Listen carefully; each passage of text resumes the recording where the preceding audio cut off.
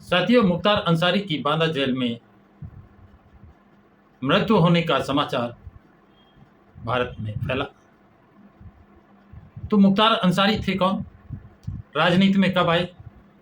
मुख्तार अंसारी गाजीपुर के रहने वाले थे और 1996 में राजनीतिक जीवन में पदार्पण करते हैं। 1996 में वो प्रथम बार बसपा पार्टी से विधायक बनते हैं। वर्तमान समय में भी 2019 में उनसे बड़ा भाई बसपा पार्टी से लोकसभा का सदस्य बना था और इस समय भी वो लोकसभा का सदस्य बसपा पार्टी से है, लेकिन 2024 का टिकट वो समाजवादी पार्टी से ले चुका है। समाजवादी पार्टी ने अपने पाले में मिला लिया।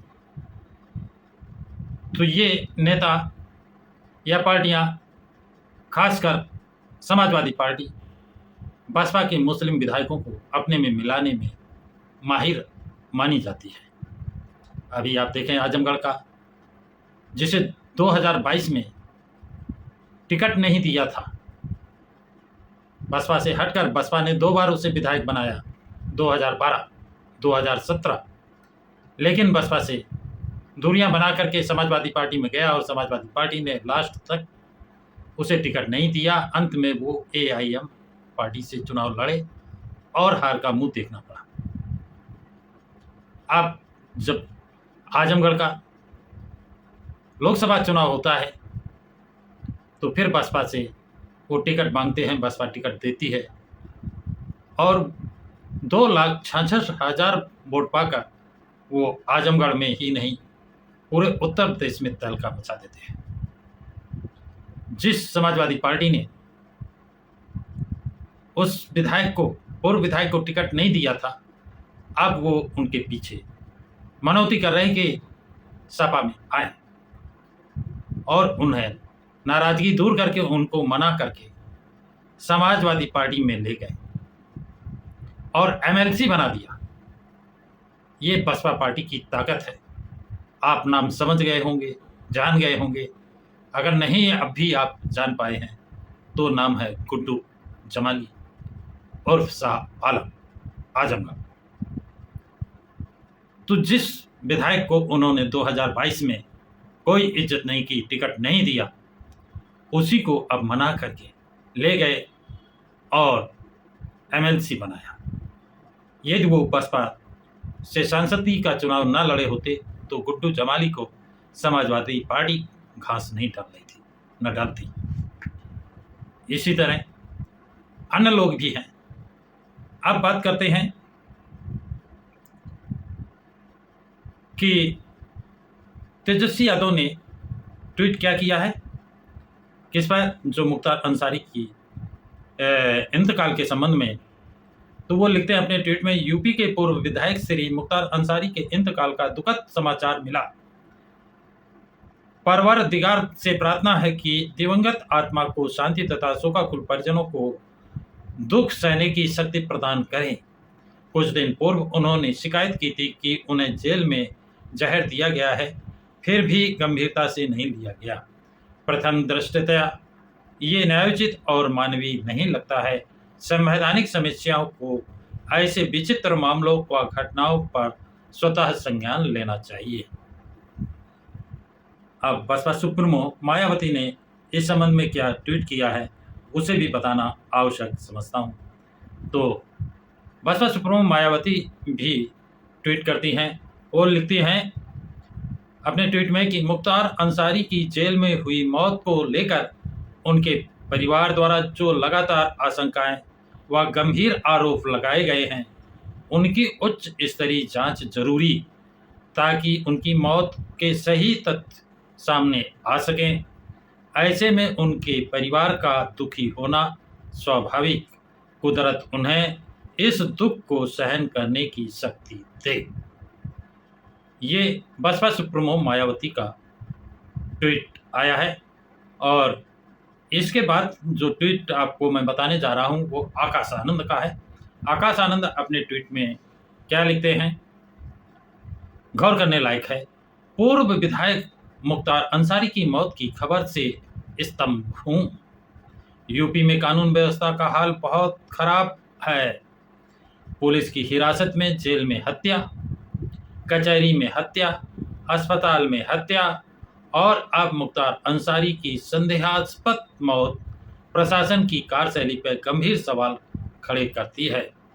कुदरत इनके परिजनों को दुख सहने की शक्ति दे। ये आकाश आनंद का ट्वीट आया है। अब बात करते हैं अखिलेश यादव ने जो ट्वीट किया है उसको देखिए, उन्होंने किन शब्दों का प्रयोग किया है। हर हाल में और हर स्थान पर किसी के जीवन की रक्षा करना सरकार का सबसे पहला दायित्व और कर्तव्य होता है। सरकारों पर निम्नलिखित हालातों में से किसी भी हालात में किसी बंधक या कैदी की मृत्यु होना न्यायिक प्रक्रिया से लोगों का विश्वास उठा देगा। थाने में बंद रहने के दौरान, जेल के अंदर आपसी झगड़े में, जेल के अंदर बीमार होने पर, न्यायालय ले जाते समय, अस्पताल ले जाते समय, अस्पताल में इलाज के दौरान, झूठी आत्महत्या दिखाकर, किसी दुर्घटना में हताहत दिखाकर, ऐसे सभी संदिग्ध मामलों में सर्वोच्च न्यायालय के न्यायाधीश की निगरानी में जांच होनी चाहिए। सरकार न्यायिक प्रक्रिया को दरकिनार कर जिस तरह दूसरे रास्ते अपनाती है वो पूरी तरह गैर कानूनी है। जो हुकूमत जिंदगी की हिफाजत ना कर सके या जो हुकूमत जिंदगी की हिफाजत ना कर पाए उसे सत्ता में बने रहने का कोई हक नहीं। उत्तर प्रदेश सरकारी अराजकता के सबसे बुरे दौर से गुजर रहा है। ये यूपी में कानून व्यवस्था का शून्य काल है। ये ट्वीट उत्तर प्रदेश के पूर्व मुख्यमंत्री अखिलेश यादव का है। अखिलेश यादव ने फिर मुस्लिम सांसद मुख्तार अंसारी का नाम लेने से गुरेज किया है, जबकि उनका भाई जो बसपा से सांसद था उसको बसपा से तोड़ करके अपने पार्टी से, समाजवादी पार्टी से टिकट तो दिया है, लेकिन सम्मान क्यों नहीं देना चाहते हैं, नाम क्यों नहीं लेना चाहते हैं, मुसलमानों से नफरत क्यों है? यही सवाल दूसरा भी पैदा होता है कि मुसलमानों का समाजवादी पार्टी मुखिया अखिलेश यादव नाम लेने से गुरेज करते हैं, नाम लेने से उन्हें नाम लेने में आपत्ति है, फिर भी मुसलमान अखिलेश यादव से क्यों चिपका रहना चाहता है? जानकारों का तो कहना है कि मुसलमानों की अंधभक्ति ही उनके पतन का कारण है। मानवर काशीराम ने बहुत पहले कहा था, दलित मुस्लिम करो विचार, कब तक सहोगे अत्याचार। संभवतः उनको ये बात समझ में नहीं आई है और अखिलेश यादव इसी का फायदा उठा रहे हैं कि वो नाम भी नहीं लेना चाहते हैं। उनका कहना है जाएंगे कहाँ, जैसा सुना जाता है। तो साथियों, ये 4 ट्वीट मैंने आपको पढ़कर बताए। किसका ट्वीट सबसे भारी है? भारी का मतलब है किसमें वजन है कि वो मुसलमानों का हितैषी लगता है, और किसके ट्वीट ऐसे लगते हैं जो एक फॉर्मेलिटी के तौर पर जारी कर दिए गए हैं, जिससे कोई ये न कह सके कि उन्होंने ट्वीट नहीं किया। तेजस्वी यादव का ट्वीट, बसपा सुप्रीमो मायावती का ट्वीट, बसपा के नेशनल कोऑर्डिनेटर आकाश आनंद का tweet, Samajwadi party supremo Akhilesh Yadav का ट्वीट, समाजवादी पार्टी के मुखिया अखिलेश यादव का ट्वीट। इन चारों ट्वीट में